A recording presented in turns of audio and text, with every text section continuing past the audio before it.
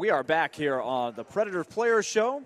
Willie Donick and Darren McFarland here with you from Dave & Buster's, our show presented by Fifth Third Bank. We certainly appreciate their participation and sponsorship with us. Remember, every Wednesday here at Dave & Buster's, you can get the half-price games, and you cannot go wrong with that. So bring out the family. You can go bowling. You can do your thing over there with the skee ball, all of the things. They had a big old thing of sports trivia over there. The Nashville Sports Council was out here earlier today. And I felt like I should have jumped in there. I could have helped somebody. They have four-person air hockey. Now, that's a good game Four right there. people playing air hockey at the same time. That's good.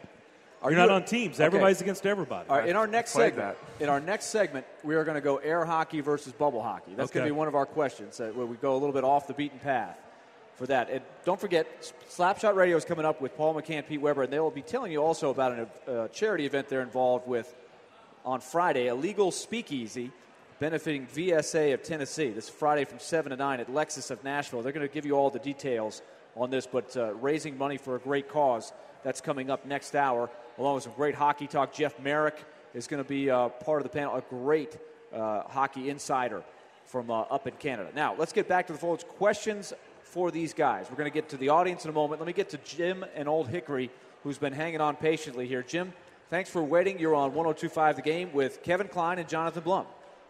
Hey, guys, you got an exciting sport. I'm a senior citizen. I moved up here last June. I've never been to a game. Where would I want to sit in the stadium to get the best view, and what would I want to focus on to get the most out of the game? The best view, I'd probably say one of the corners. One of the corners, because you really get to see the guys up close and personal, and you get to see what goes on. And how fast the game is. Section 303, if you can get in the cell block, and for the crazy fans, your eyes will be wide open all game. And bring earmuffs. You know what? It was fun. I remember Darren and I did that several years ago. In some of the early days. This was still the expansion era. That's when Mark Hollingsworth had the signs. Remember when they were doing the chants? All kinds of stuff. They would put up the signs for people to read off the poster board. So he told Darren, come on up, just sit with us, you can see what we do. That was an experience. We had no idea what we were signing up for. All kinds of fun. But the fun thing, John, is when you get in the building, wherever you're sitting has got a unique angle. It's not like a lot of sports where you need to really be in one area. Like the 50-yard line in football is consensus the best place to sit, but it's got some pluses and minuses in hockey. Definitely. I think the play happens all over the ice, so no matter where you are, there's no bad seed, especially at Bridgestone. I think, I think the closer you are, like Kevin said, the faster it is, and you get to see the guys up close, and how hard everyone's hitting, checking against the glass, and how physical the sport really is. So, I think you can't go wrong with sitting pretty close. You guys were just in Vancouver. Did they retire the green guys, or are they still harassing you when you go to the box? I didn't see I didn't see the great Actually, guys. they were not there because I was in there. I was in the penalty box in Vancouver. I didn't see them. I was surprised. They're always a good time. And that's a little rare for you. I mean, you haven't spent too much time at the box there. No, it was kind of nice and peaceful. After a fight. All right, let's go back to the audience here. Okay, we've got another one of the regulars here ready to ask a question. The Clarksville Connection. That's right. Cindy from Clarksville. Hi, guys. I read an interview with young Ryan Jones a little while ago where he lamented that Nashville fans don't bug him when he goes out. But I read Steve Sullivan was always saying that was the best thing he liked about Nashville, that he didn't get bugged when he went out with his family. So what's the consensus now? Because you guys realize it's the Southern sensibilities that keep us from being all over you. But I can go from Southern to Stalker in like 2 seconds.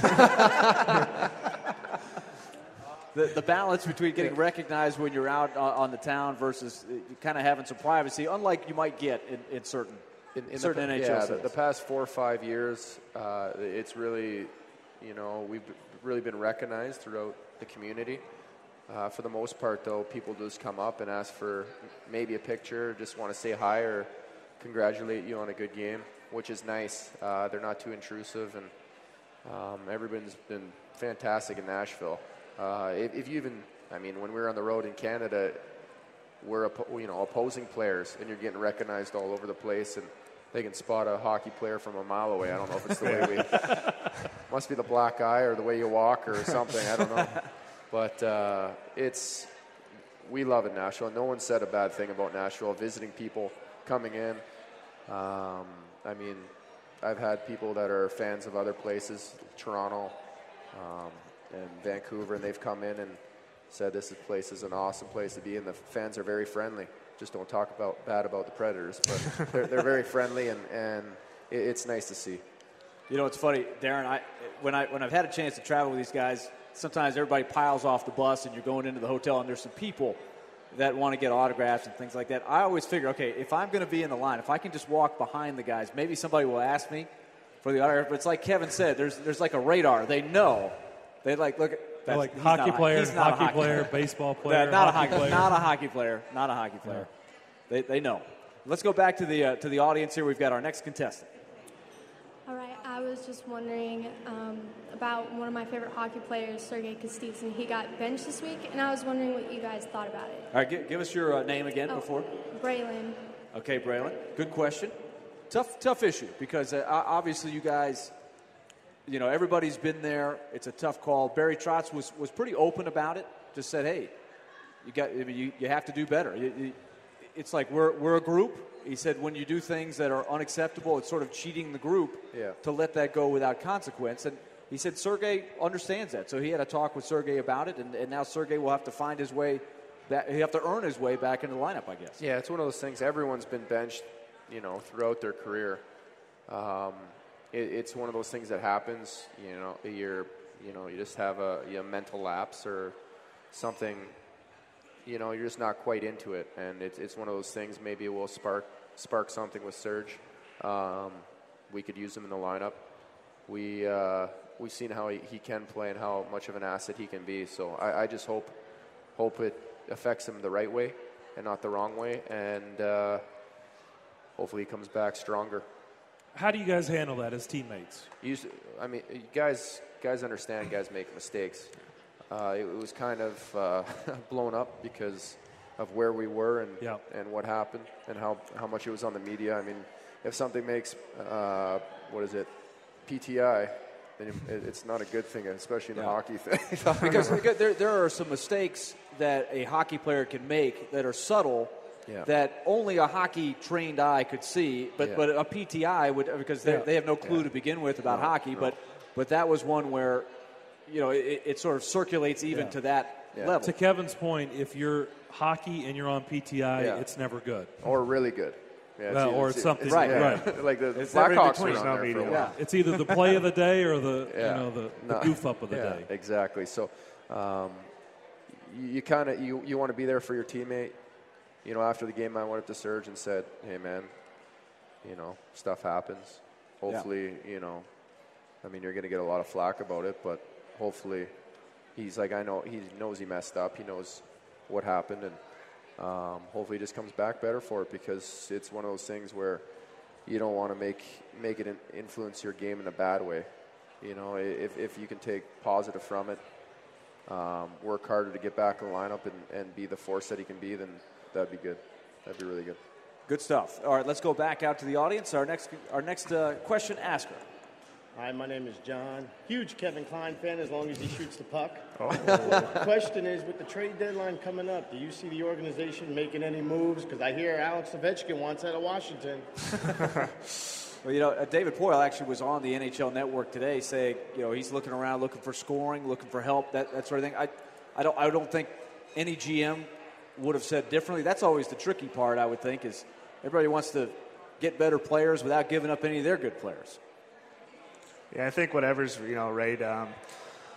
Us as players have just got to keep playing doing our job and, you know, winning games so we could, you know, potentially get a big time scorer and, you know, make that playoff push and, you know, go far in playoffs. So, you know, from a player standpoint, you know, any of us could be traded, but, you know, right now we just, you know, got to work as a team and keep winning and, you know, make management, you know, go out, get that extra guy that's going to put us over the top to, you know, have a good playoff push. I'm just glad when he said Alexander, he said Ovechkin and not Radulov, because I thought that's where he was going. I think that's in the past, finally.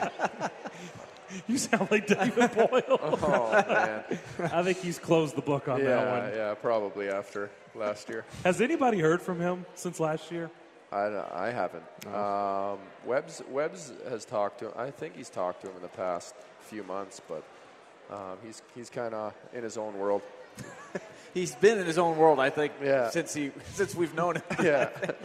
Oh, boy, that guy beats to a different drum. All right, when we come back, we'll have a little fun. We will get into the debate of air hockey versus bubble hockey. Also have a couple other interesting questions for these guys, maybe even some bracket questions. Oh, yeah. Who will the Predators pick as their national champion in college basketball? Like, that's the most important Jonathan's got, he said he already has his Final He's Four got it already. champion. He's got his picks. We'll find out who it is. I want to thanks to everybody who asked some questions here tonight. Excellent stuff. Final segment coming up next here from Dave and Buster's. Our Predator Player Show presented by Fifth Third Bank continues after this.